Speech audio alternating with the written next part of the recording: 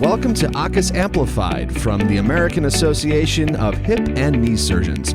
We're advancing hip and knee patient care through education, advocacy, and research.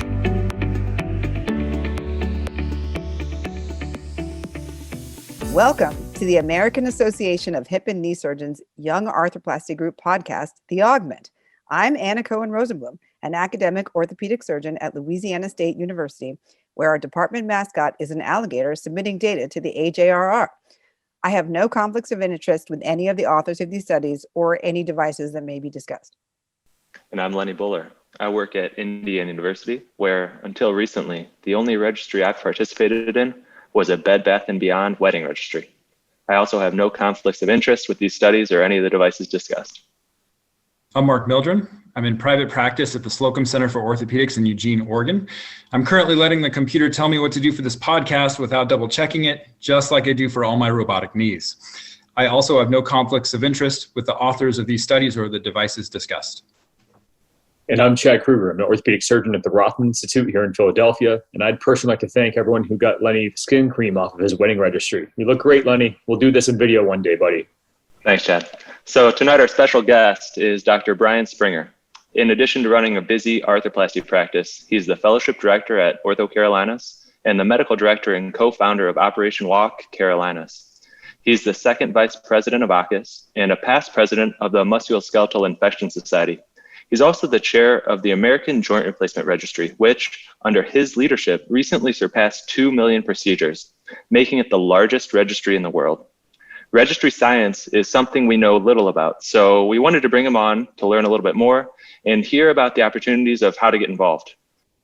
Great. Thanks, Lenny and Chad, Mark, and Anna. I really appreciate the opportunity to be able to spend an hour with you guys tonight on this podcast. I am most disappointed that I no longer qualify to be a member of the Young Arthroplasty Group, probably by several years. So my wife reminded me of that earlier when I told her what I had to do tonight. Oh, now they're bringing some old guy back to talk to the young guys. Your hair qualifies still. Don't worry about it. Well, thanks.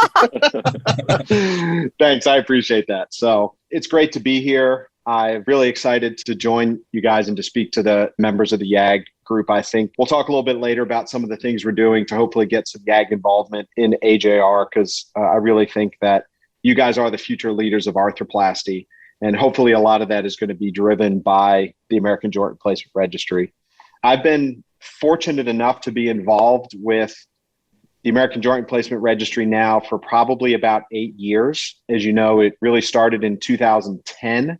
And it was kind of the vision of Bill Maloney, Dan Barry, and the thought process of, wow, this is kind of ridiculous. We're one of the largest industrialized countries in the world, and we have no way of keeping track of our data that we do from a national registry perspective. And it had tried several times to get off the ground and failed for various different reasons. And it was really kind of the founding fathers, so to speak, that had the know-it-all and the fortuitousness to get it off the ground and get it through many different hurdles to bring it really to where it is today, which procedurally, as you mentioned, Lenny, is by pure number of procedures is now the largest procedural registry in the world, with now surpassed over 2 million hip and knee arthroplasty procedures. I think this is going to be a really powerful tool. I think it already is a very powerful tool. If you look at it nationally, currently we capture about just over 40% of all the arthroplasties done in the US. But if you go back even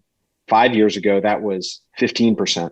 And so it's continuing to grow significantly. And there's a tremendous amount of interest in hospitals and practices joining the American Joint Replacement Registry for a lot of different reasons. I still think the fundamental premise of a registry is for patient and surgeon protection, to serve as an early warning signal for failures in arthroplasty that you may not necessarily be able to detect at single centers, or when the data is disjointed, or data that's only coming from industry. And I think that still is at the core of the fundamental aspect of what a registry should serve, is joint surveillance and patient safety.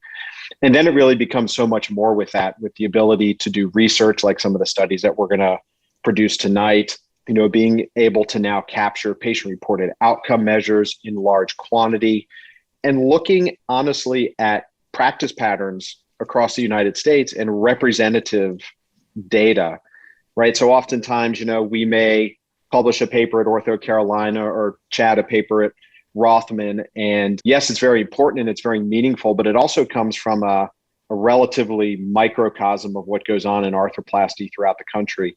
And one of the benefits of the registry is it really does represent, I think, what is going on across the country: private practices, academic centers, small hospitals, large hospitals, things along those lines. So we're pretty excited about the data that we have. And I would still argue that we are in our infancy in comparison to maybe some of the other more mature international registries, AJRR, Australia, New Zealand, things along those lines. But we've got a tremendous amount of support. We're the official registry of the American Association of Hip and Knee Surgeons. And then hopefully, again, moving forward through the Young Arthroplasty Group, as I mentioned before. What we've realized is that the key to success of making it work at a site is having a surgeon physician champion for the registry, someone who's willing to kind of put it on their back, take it to administration, and make them understand what the values of reporting to a registry are. So for the hospitals, there's a lot of what we call data reuse opportunities. So for example, hospitals want to be part of the Joint Commission, right? And have a Joint Commission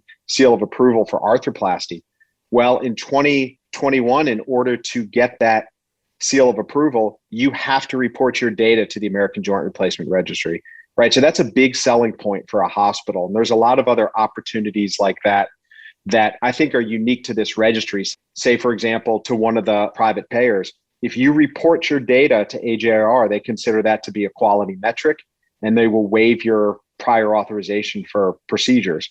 And also, if you're involved in bundled payments or MIPS, you can use AJRR as a vehicle to be able to report your data to CMS. So there's a lot of opportunities that maybe people don't realize within the registry that are benefits for hospitals and practices to join that go well beyond just research.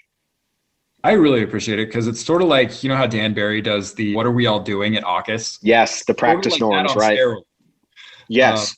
And so it's an interesting benchmark to me to know, okay, am I doing what everyone else is doing? Am I being weird in what I'm doing? And it's really helpful from that standpoint. The other thing about the report, and this is not an important part, but it's just visually stunning.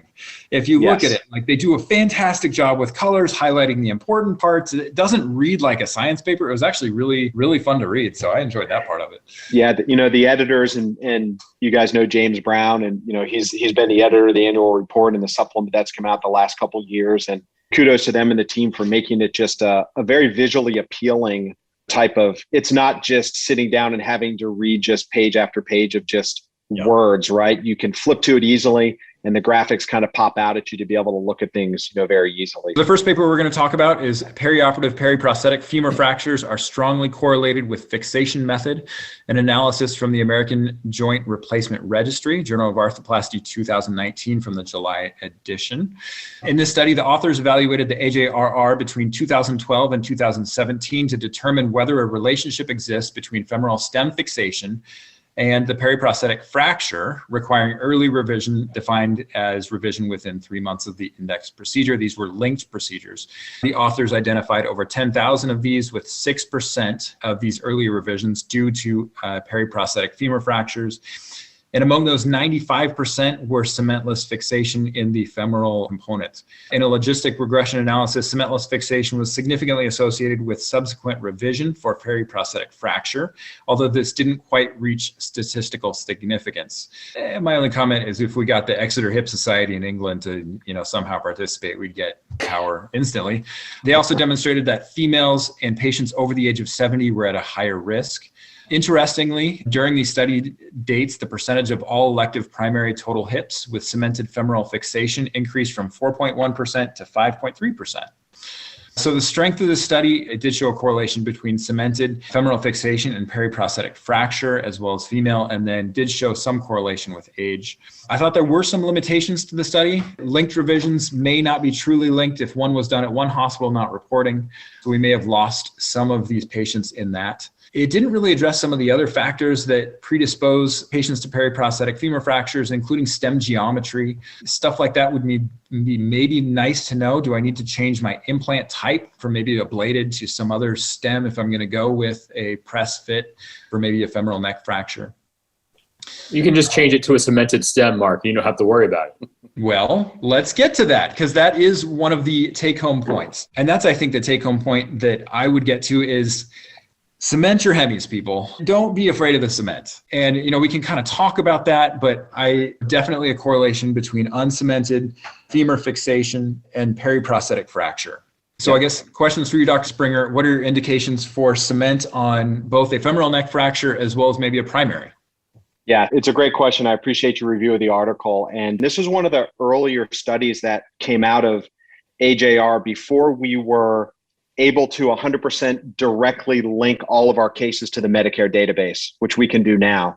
So the point that you mentioned, Mark, is exactly right. There is the potential for, and we'll bring this up in some of the other papers, what we call this migration issue, which is a patient that has the total hip done in a hospital that reports to AJRR, has a revision, an infection, periprosthetic fracture, has that revised at a non-reporting AJRR hospital, right? That patient would be missed. And historically, that was a big issue. And then once we got access to the 100% Medicare database and we get those data files and we're able to link that into AJRR, now if you're over 65, we can track you no matter where you go. So we can get 100% linkage of those Medicare patients. Obviously, for the private payers, it's still a little bit lower. As we now have been able to continue to follow this fixation issue, the trends are definitely getting stronger and stronger. We just reported this at the closed meeting of the Hip Society, and definitely we're seeing that correlation that maybe didn't reach statistical significance in this study is now pretty strongly correlated with fixation type, in particular, as you mentioned, in hemiarthroplasties. And it's really interesting if you look at the data from the annual report. And there's been numerous studies that have been published in the literature linking press fit fixation in hemis to early periprosthetic fractures. And despite what I think is an overwhelming amount of data, if you look across the country, right, even in patients that are 80 and 90, still over half, if not more of those patients are getting press fit stems in a hemiarthroplasty. I can tell you personally from my experience, I cement 100% of all my hemiarthroplasties. I cement 100% of them. And then if I look at my elective total hip population, I still do a fair number of cemented stems. I can tell you that a female, and typically a female over 70 and definitely over 75 gets a cemented stem in my practice virtually every time. And even if you look in the AJRR report and some of the survivorship curves, it's pretty clear that in females, when they get older, 70, 75, that the survivorship curves are definitely better for cemented stems. Now, still, obviously, the majority of my practice is press fit stems, but I definitely have that niche of those patients. And I would have no problem putting a cemented stem in a 55-year-old and a 50-year-old and a 60-year-old if I thought their bone quality was poor at all. So Dr. Springer, why do you think there is, I don't want to say a slow adoption, but for lack of a better word, I'm not that smart, slow adoption of uncemented? Are you saying yeah to I'm not that smart, or yeah to the slow adoption? All of the above. So why such a slow adoption? And this isn't breaking news. Of cemented stems, right? Yeah. Yeah, it's a great question. I kind of have three, I think there's kind of three thoughts about that. One is that I think there still is, it's not being taught much in our residency programs, right? I mean, we have some fellows that come into our program every year that have maybe cemented 3 or 4 hip stems in their entire residency, right? So I think there's a little bit of a lost art associated with it. Number two, I hate to admit this, but I think there is still, people don't like the extra time. I mean, let's face it, people don't like the extra 12 to 15 minutes it takes to sit there and wait for cement to dry. So I think that is an issue. And thirdly, I think there is still somewhat of a concern and potentially a misconception if you look at the literature about bone cement implantation syndrome and the risk of sudden death with a cemented stem, right? And certainly we know there are patients that are at higher risk for that, particularly if they have pathologic femur fractures, things along those lines. But if you look at the true mortality, and actually Jay Parvizi from your group published on this, looking at multiple different cohorts, really the risk of early mortality or early death from cement implantation syndrome is about 0.1%. And if you compare that to the risk of mortality from an early revision periprosthetic femur fracture, it's about 10 to 20 times higher. right? So your risk of dying if you have to have an early revision from a periprosthetic fracture is order of magnitude higher than it is from dying from the risk of bone cement implantation syndrome. So I think it's that, I think it's time, and I think it's a little bit of a lost technique. And you know, the other thing, Chad, and this is in the registry as well, everyone on this group and everyone in the YAG, we're all arthroplasty trained surgeons. So we're probably pretty comfortable doing it. We're used to doing hemiarthroplasties. But if you look out in the general community and you look at hemiarthroplasties and you look at the mean number of hemiarthroplasties that are done per year per surgeon, it's like 2 or 3, right? And so you might be the hand guy that's on call this weekend that has a displaced femoral neck fracture, right? And you have to do a hemiarthroplasty. Chances are you're probably going to push that press fit stem in there rather than trying to fiddle around with the cement with the person on the weekend who maybe doesn't know how to mix it and things along those lines. So there's a lot of other factors that play into it. I think that kind of drive that phenomenon. One of the things that I would like to see in the future, if at all possible, is about stem geometry. Are there stem geometries that are going to be more forgiving than others? I haven't seen that quite yet. I don't know if that study exists, but that would be kind of an interesting follow-up to see if there's a press fit that is better than others.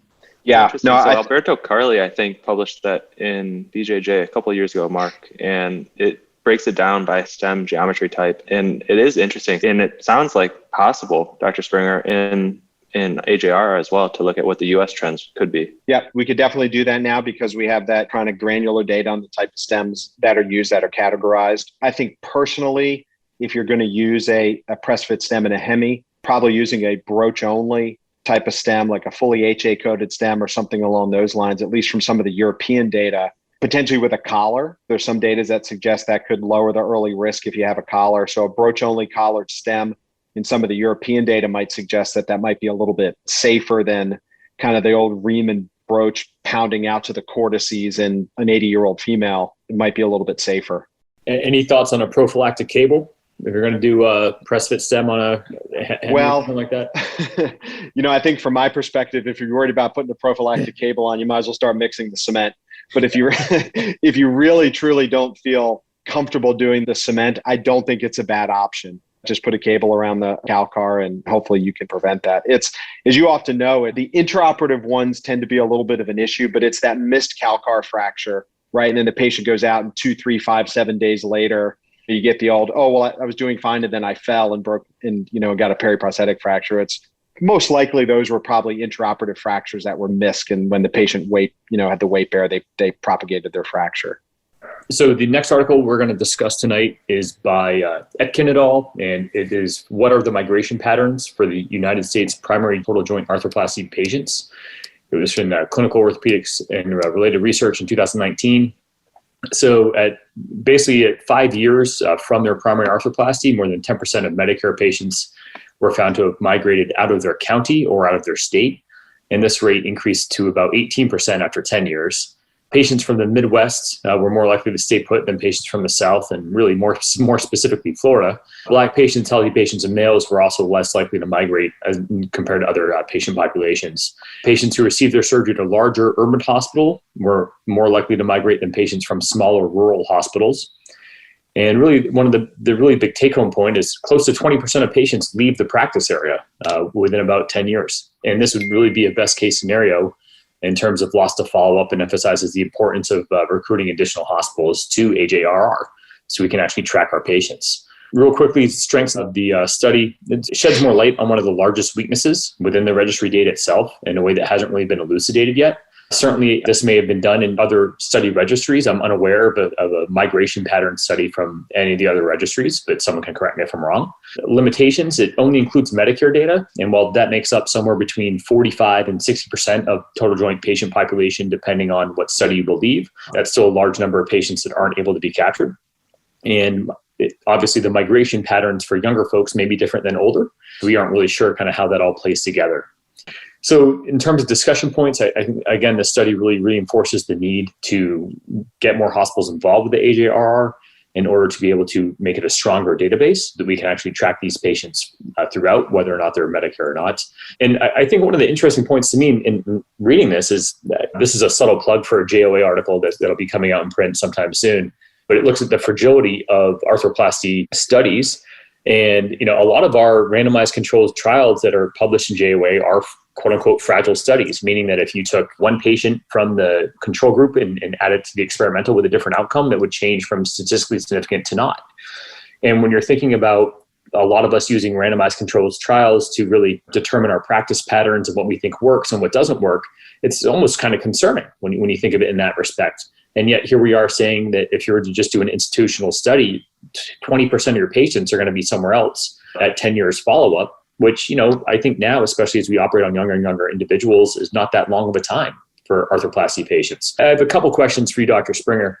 Number one, when you started this project, if you had to estimate how many patients are really migrating out of their institution or out of their local area, what would you guess? What did you think this would be? Were you surprised by the results of the study? Or are you like, yeah, that's about what I thought? Yeah, it's a great question, Chad. And I think it was hard to predict. This is a really important study. I won't say from the registry. It's a really important study for the registry.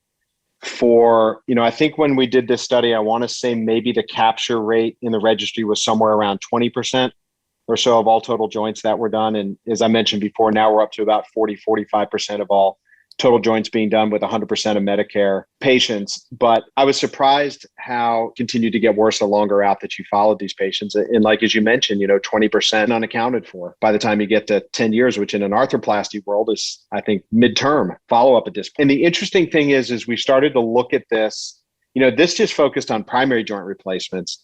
But when you look at it for revisions, it's more. And when you look at it for infections, it's more.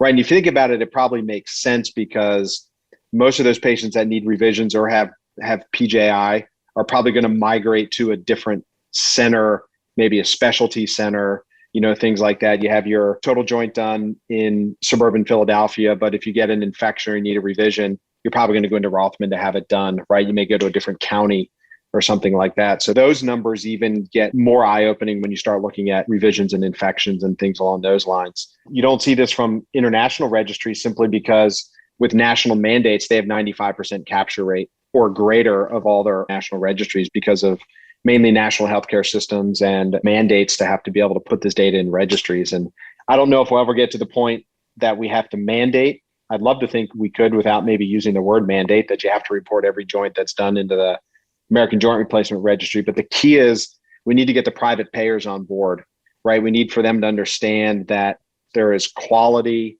in reporting data to the registry. There's safety in reporting data to the registry. They're going to want that data for their quality and their outcomes. And the best way to do that is to report it into a registry. How can we help payers understand the importance of joining? Or is it something that's really out of our control?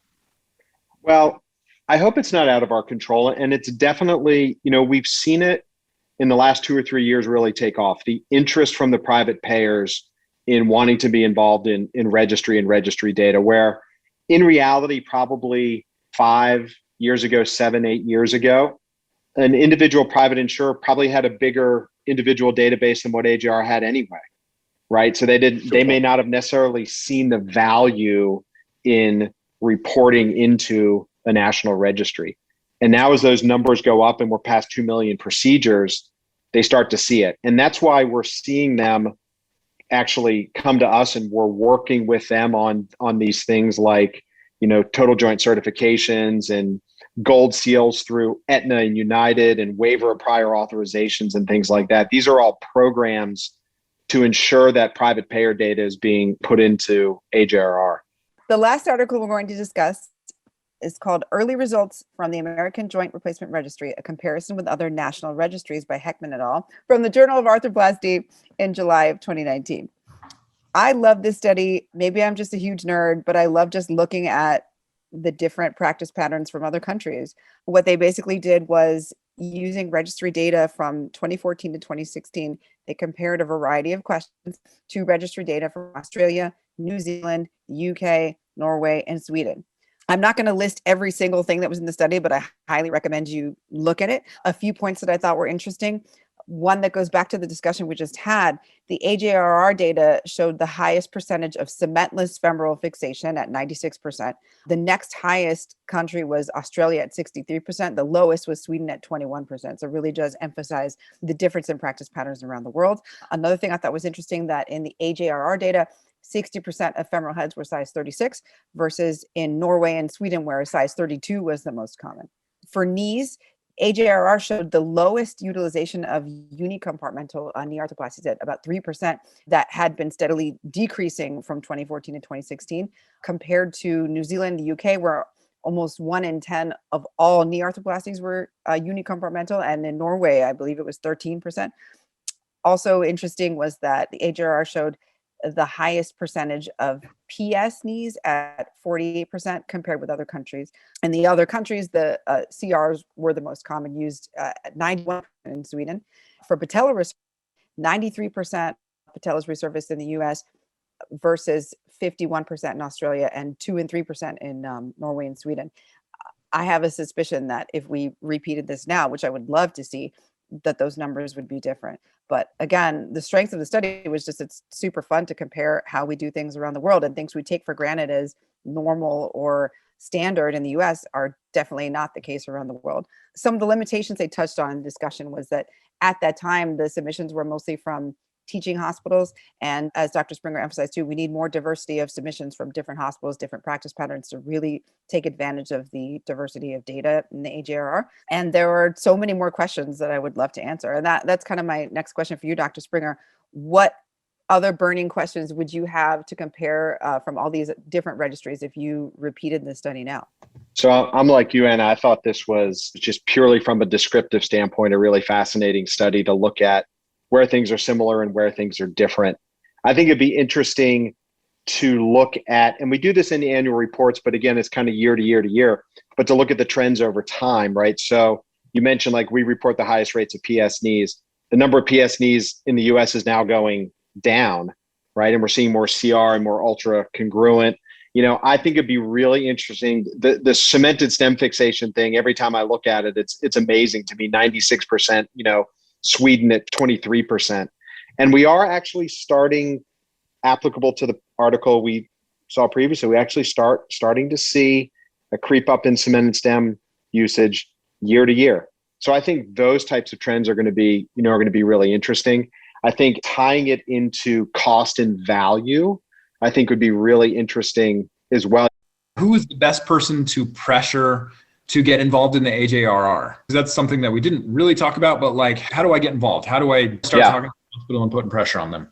Yeah, so I said, number one, you serve as a surgeon champion.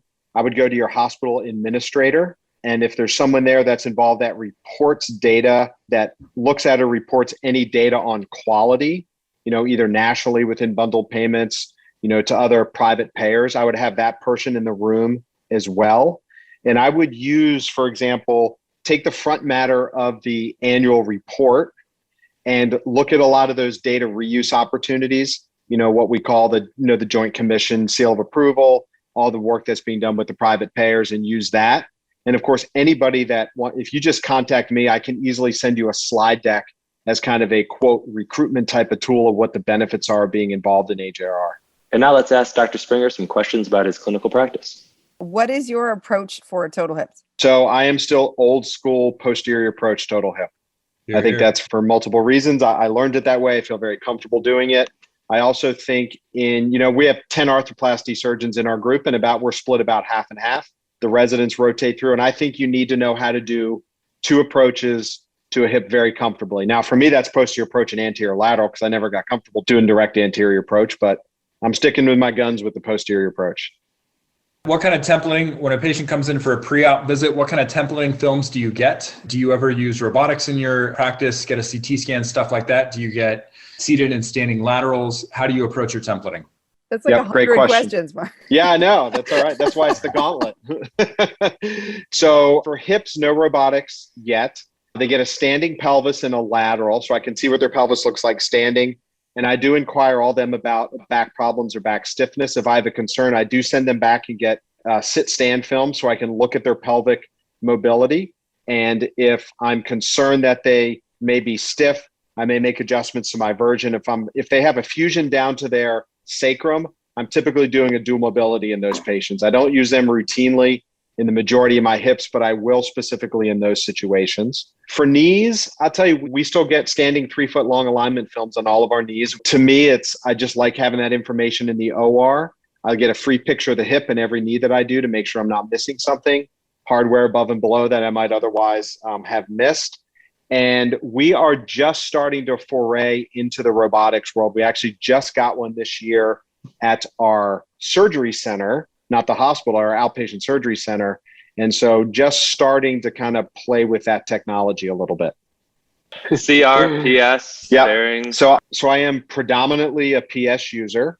I will tell you, I'm also I call myself a laggard as far as technology, as you just gathered, if we're just starting doing robotics. But I've also just started really in the last year. I was waiting for 2 and 5 year data on cementless total knees. Just, didn't, because it had was so happy with my cemented knees. And I've been very specific in who I do cementless is. Typically patients under 55, good bone quality. And I'll tell you, in those patients, and again, maybe it's just my being a little bit neurotic, I do a CRCS in those patients, only because am I a little bit worried that the slight increase in constraint with a PS in a cementless knee right off the bat could be problematic, purely theoretical. But again, I'm starting off very slow here. What has prevented your complete migration to CS versus a PS? For me, it was predominantly just predictability. I've been doing PS knees for 15 years, a gap balance technique, and the PS has been very predictable. What I have found, though, is honestly using that exact same technique and even taking the PCL, but still doing a gap balanced knee, which again, we could have multiple other podcasts about gap balancing, measured resection. I just say my spiel is that in my hands, it's just a little bit more predictable for me to do a gap balanced knee than a measured resection knee. But I have found that I can get that same result, I think, in a CRCS knee. What do you do for a wound closure, Dr. Springer? So I still do a running monocryl and dermabond for the predominance of our straightforward routine joint replacements. Some of the higher risk wounds, I'll still do nylons. Some of the higher risk wounds we'll use incisional vacuum assisted closure devices, but we're still predominantly running monocryls, dermabond, and an occlusive dressing. And as I always say in a lot of my talks I've given, I oftentimes say, it's not necessarily what you close with, it's who you close with, right? So, I've had my same PA for 12 or 13 years that closes every single one of my wounds. And I think that's as important as what he's closing with. How about dental prophylaxis? Still doing it, still very conservative, still doing it lifelong. We've been trying to do this study with one of our dental groups here in town and in England, speaking of registries, where not only do they track every joint replacement that's done in the country, they also track every invasive dental procedure that's done in the country. And so the question is, can you link those together to see if there truly is an association or a causation between invasive dental procedures, right, and periprosthetic joint infection? So that's hopefully in the works. It's been in the works for about 5 years. So still, as of right now, still being conservative. I'm glad I can be too. Kind of last question on revisions, specifically knees. Do you use cemented stems? Do you use press-fit stems? Do you change that, whether it's a revision for infection or whether it's an aseptic revision? Yeah, great question. So I am predominantly a short cemented stem with metaphyseal fixation, meaning a metaphyseal cone or a sleeve if you like to use sleeves. But I have gone to, based on some biomechanical data and just the ease of use of a short cemented stem with a metaphyseal cone is my predominant mode of fixation in revisions, both septic and aseptic. I did go through a period of time where, I was so worried about the failures of the 2 stages that I was putting press fit stems in people just in case I had to go back and take them out for some reason. Look, I think a well done press fit stem is equivalent in equal outcomes. And I think that's been shown over and over again to a cemented stem. It's all about technique and your indications for doing the two. But I've been very happy with short cemented stems with metaphyseal fixation, particularly on the tibial side. So I just want to thank you guys for having me tonight on the podcast. Really appreciate all the work that the Young Arthroplasty Group is doing. As I mentioned before, we really feel like the Young Arthroplasty Group is going to be the future of not only AAHKS, but AJRR. And to that end, we're trying to create a committee, or in the process of creating a committee of young arthroplasty surgeons that can help us in AJRR be on committees and potentially get into the leadership roles in the near future. So stay tuned for more information on that. In addition to that, at this year's 2021 AAHKS annual meeting in Dallas in November, we're going to be holding a research course. We used to have one a while back, but we're re-energizing it. It's going to talk all about how you can do research if you're in an academic setting, if you're in a private practice setting. And we'll have a small section in there also dedicated to registry research and registry science as well. The course will be no charge. So I really want to make sure we get our good young group of Young Arthroplasty Group surgeons within AAHKS to attend that research course, because we really would value your input. And I think you'll walk away from that with a lot of great information about being able to do research. Thank you. Our sponsor for this month's episode, Big Data. And also thank you to Dr. Springer for joining us today. You've given us a lot to think about. We encourage each of you to talk to your hospital about submitting cases to the AJRR. Make sure you visit the Young Arthroplasty Group website on AAHKS.org for links to the articles we discussed, as well as how to join the Young Arthroplasty Group and AAHKS, a great resource for arthroplasty surgeons.